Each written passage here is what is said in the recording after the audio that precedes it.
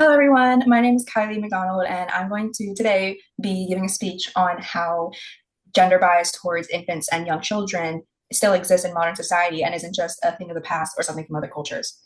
Imagine being judged before you can open your eyes, or imagine being judged before you can even leave your mother's body, before you take your first steps, before you even understand the concept of gender. In many cases, babies are already treated differently based solely on whether they're a girl or a boy. Most of us think gender bias is something that we in our modern Western society have overcome, something that to this day only exists in other cultures. We sit comfortably as we point to other countries such as China or India for their gender bias, and we think to ourselves, well, thankfully, we don't have that here. We can all agree on an objective standpoint that sexism is bad. We can all agree that killing babies for being girls is wrong, but that is the extreme case. That's the extreme part of the spectrum. However, there are many, many, many ways that exist in our culture that some people aren't aware of because many of us will eventually become parents, maybe our parents. Some people will become caregivers, teachers, or mentors. Understanding how these biases form and how they exist in our culture is important for everybody to know, regardless. I first came across this topic by watching gender reveal videos that came up in my feed on social media. In a video I watched in particular, the expecting parents had a very negative reaction when the confetti turned pink. I was confused, so I dug deeper into a big rabbit hole, watching and analyzing countless different gender reveal videos. Many of the parents had such negative reactions to the simple color of pink, some even going as far as entering fits of rage over the gender of their baby, even though some babies were all boys and they were still upset about a female baby. Most of the time, they were upset when that baby was female. Randomly, I posted a video with a montage of all these different reactions, and contrary to my expectations, it happened to go viral. Curious, I decided to use this video and people's reactions to the video as a sort of qualitative research. I read every single comment of over 10,000 that were put under the video, some having to translate from other languages. And the comments surprised me. Many, many comments were from girls speaking up about how their parents were disappointed with their gender, which they had a boy, and how it affected the way they were treated by their family, or how that bias hindered them in some ways compared to their male siblings. Other comments surprised me even more, with people angrily commenting about how nobody wants daughters due to the off chance that they could become erotic content creators. All this judgment on babies who haven't even left their mother's womb or sometimes don't even exist biologically yet in the womb, just a concept of the baby.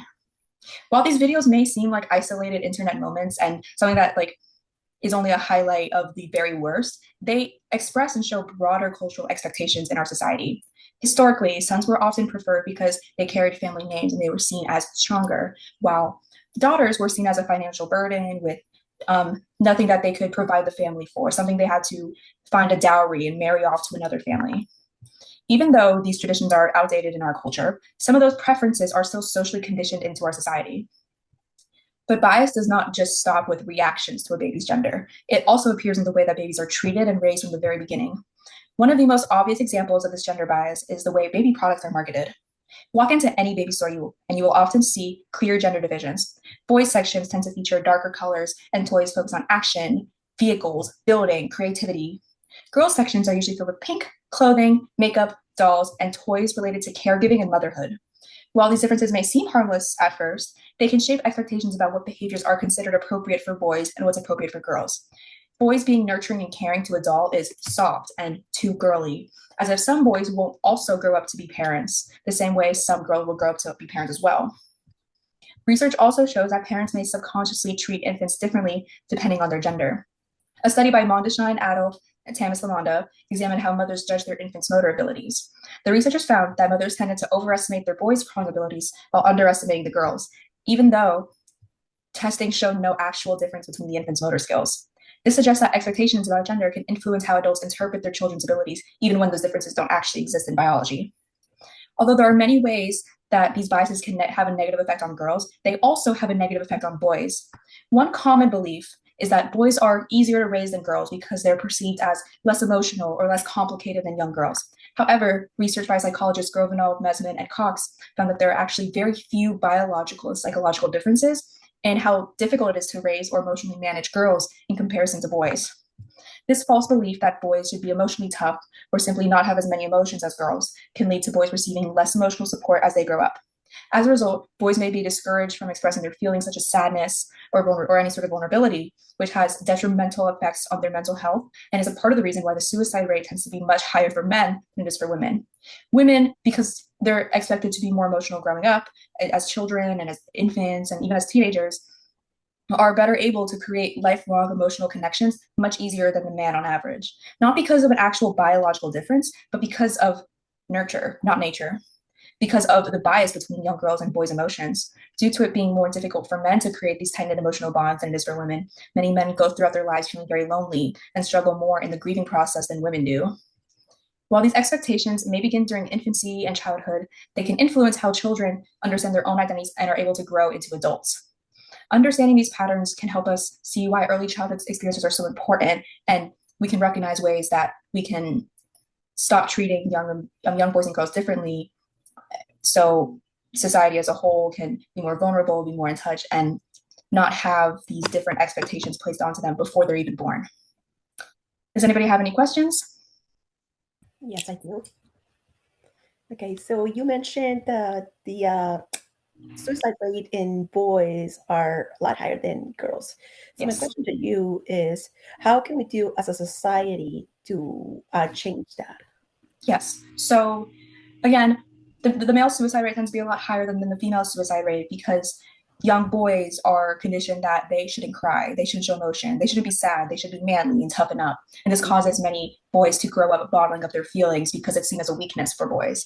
This bottling up of their feelings causes them to not be able to express it. It just grows. It doesn't get better. It just grows.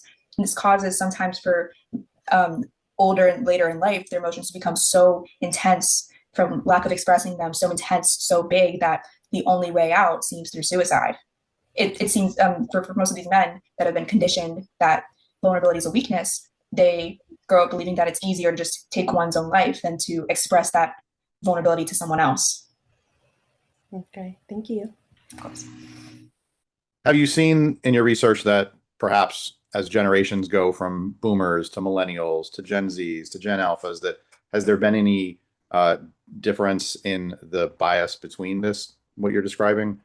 Has it gotten any better as the generations have gone on, or have certain generations kind of been stagnant, or has it kind of have bounced back and forth? Yes, in my research, toys have changed much throughout the past. Nowadays, it is far more acceptable for girls to play with action figures and trucks than it was in, let's say, the 50s, 60s, or even 70s. Back then, it wasn't like it wasn't common and was frowned upon for girls to be playing with boyish toys or wear pants and only wear pink frilly dresses and play with dolls. However, nowadays, that stigma is a lot less on girls.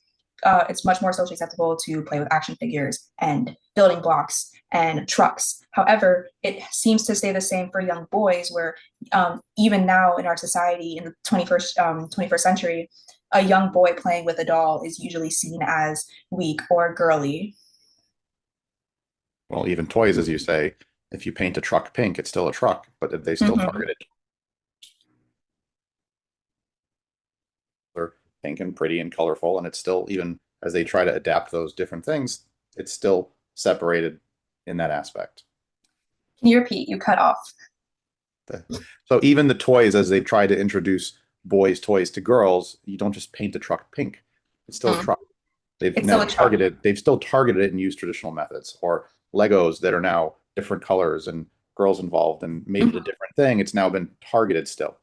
Even with the target of even with painting traditionally masculine toys into more feminine ones with Lego Friends and Lego Elves and more girly versions of these more masculine toys.